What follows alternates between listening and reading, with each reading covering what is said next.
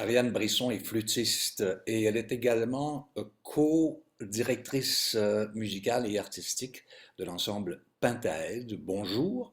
Allô, Winston? La saison commence bientôt, ça commence le 30. Pentaed Rides Again. Oui, oui, oui. En fait, je vais faire une petite correction avant de commencer à parler de la saison. C'est pas une co-direction, mais bien une direction artistique. Oh, Mathieu m'a passé le flambeau il y a maintenant 4 ans. Et donc, voilà. c'est des bonnes nouvelles. Je ne savais pas, je pensais que vous faisiez un tandem, mais vous faites quand même tandem.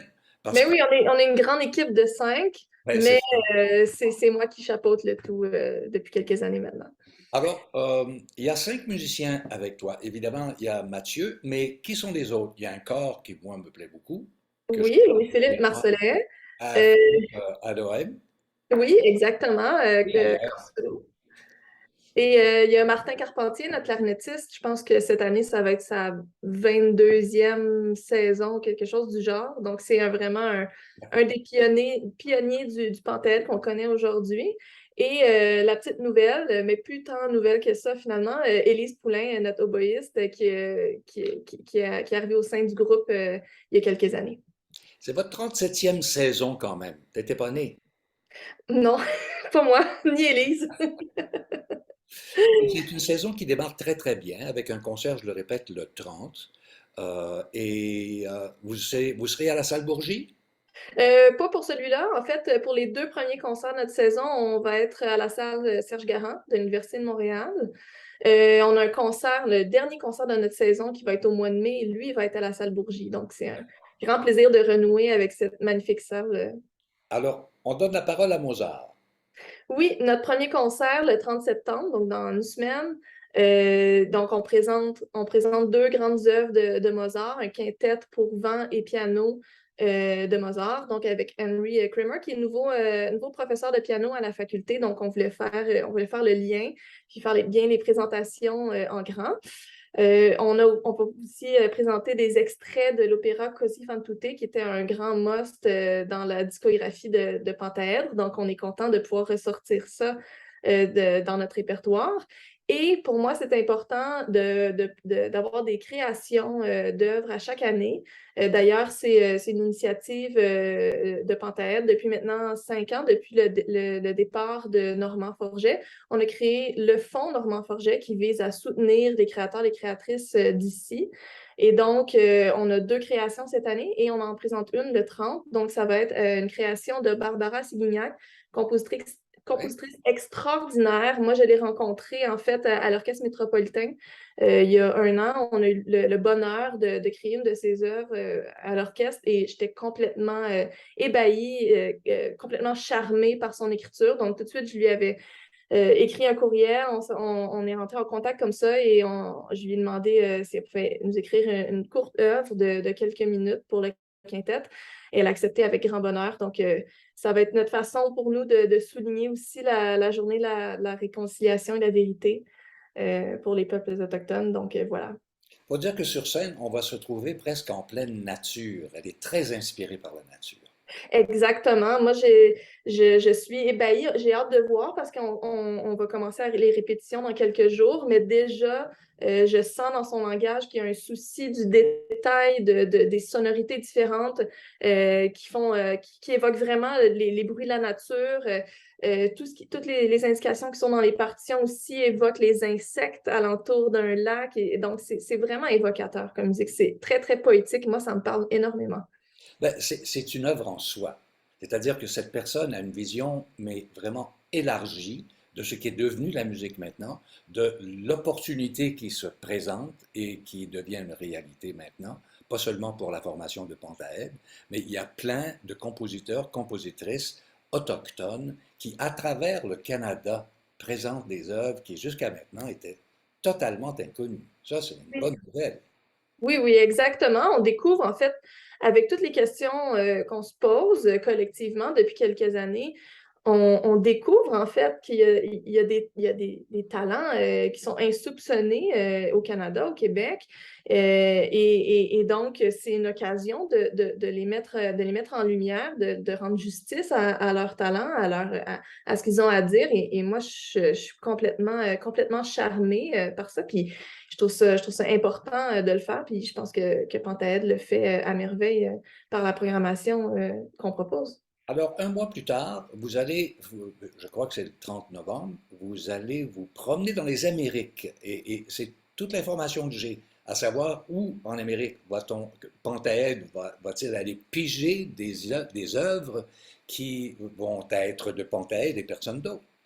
Oui, ben en fait, on se promène du nord au sud parce que j'ai voulu, avec mes collègues, présenter les différents visages de l'Amérique, parce qu'on parle de l'Amérique, mais en fait, c'est plusieurs peuples, plusieurs nations qui se côtoient, plusieurs cultures aussi. Donc, on a de la musique sud-américaine avec Villa-Lobos et Paquito de Rivera aussi. Et on a de la musique plus nord-américaine. On a une création de Carmen Braden, qui est une compositrice canadienne extraordinaire. J'ai vraiment hâte de vous la faire entendre en version quintette avant. Et ça baigne dans quoi, ça, cette création-là? C'est une création, en fait, c'est pour les 5 instruments du quintet avant. Et ce qui est fantastique, c'est qu'elle a écrit une courte pièce qui s'inspire de son jeune garçon, donc du matin au midi jusqu'au soir, avec toute l'énergie qui foisonne en lui. Donc, c'est assez rigolo, en fait. On a eu beaucoup de plaisir à la travailler cet été. Et il y a évidemment aussi le quintet américain de Dvorak, évidemment arrangé pour quintet avant. C'était un incontournable. Et donc, pour nous, c'était une façon de montrer différents visages de ce que sont en fait aujourd'hui les Amériques. Vous allez commencer 2023 avec un coup d'œil à la France. Oui, donc notre troisième concert s'appelle Ouverture à la française, qui va être présenté au Conservatoire le 5 février. Et la musique française, c'est un incontournable pour les instruments avant. C'est de la musique qui est extrêmement agréable à jouer, qui est très charmante.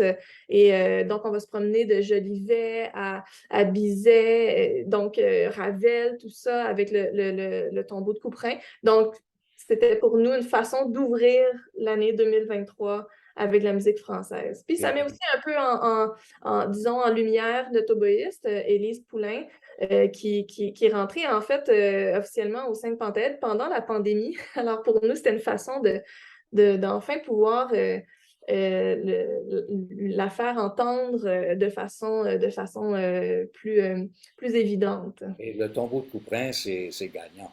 Le tombeau de Couperin et le Jolivet, en fait, c'est une sérénade pour hautbois et quintette avant. Donc, il y a vraiment une partie d'hautbois qui est très, très, très importante dans cette œuvre. On va avoir une petite pensée pour Lise Beauchamp. Euh, Oui, le évidemment. voix qui est mis en évidence. Une carte blanche à votre ancien co-directeur artistique, Mathieu Lucier. Ben oui, pour ceux qui connaissent Mathieu, ils savent que Mathieu a énormément d'humour et un peu d'autodérision. Donc, j'ai donné carte blanche et il a nommé ça, en fait, la fête Basson plein. Et, et c'est un concert qu'on est content de présenter enfin cette année parce que c'était malheureusement un grand oublié de la pandémie. Donc, on est content de pouvoir enfin le représenter. Mathieu, qui adore le basson, évidemment, qui adore présenter le répertoire pour basson, qui va s'entourer de collègues bassonistes et ça va être vraiment extrêmement festif. C'est au cabaret du Lion d'Or. Il y aura évidemment des consommations. Et donc, ça va être vraiment une grande, grande fête. Donc, il Fait faut appel pas. à Michel Bété. Est-ce que Michel Bété va être de la partie? Il va y avoir Mary Chalk, Stéphane Lévesque et Alex aussi, une autre bassoniste que Mathieu connaît. Et Mathieu également, c'est Oui, sûr. oui, Ah, oui. puis au Lion d'Or, c'est une très bonne année parce que c'est une très bonne idée parce que c'est festif, c'est un cabaret. Tu sais, je veux dire, La dernière fois que Pentaèdre a présenté un concert, en fait, c'était un concert cabaret avec flûte à l'or, puis on s'est vraiment bidonné, on s'est vraiment éclaté. Donc, je pense que ça va être un peu la même chose cette année avec la bon, fête Basson plein. Ariane, est-ce qu'il va apporter son instrument bizarroïde? À un moment Qui sait? donné, Qui sait? Il faut être là pour le savoir. C'est Il sa s'appelle, carte blanche. il s'appelle comment son instrument déjà? Ben, il y en a plusieurs. Il y a plusieurs serpents. Il y a des eucléides aussi. Je sais que Mathieu s'est aussi acheté un basson belge, qui est en fait un hybride entre basson allemand, basson français. Mais pour ce qui est du reste, il faut y poser la question parce que j'ai un peu perdu le compte. C'est ça, c'est un collectionneur. Oui, c'est ça. Et vous allez terminer votre saison avec un Mendelssohn, c'est-à-dire Oui. terminer la saison 22-23 avec un Mendelssohn. Son Oui. d'été, Oui, donc c'est ça. C'est notre dernier concert qui est à la salle Bourgie au mois de mai 2023. On va présenter évidemment des arrangements du Songe d'une nuit d'été de Mendelssohn et de son quintet en la majeure. mhm, Et une grande première aussi pour Pentaèdre. On est très, très heureux de pouvoir ajouter à notre répertoire le premier quintet de Kalevi Aho, compositeur finlandais extraordinaire. ah oui, je Euh, connais pas. c'est euh, c'est assez costaud comme œuvre et on a hâte de pouvoir la présenter au public montréalais. Les costauds dans quel sens? Dans le sens où c'est profond, dans le sens où c'est jouissif, ou... C'est profond, c'est très virtuose, c'est très demandant physiquement pour les musiciens. C'est de la musique qui demande à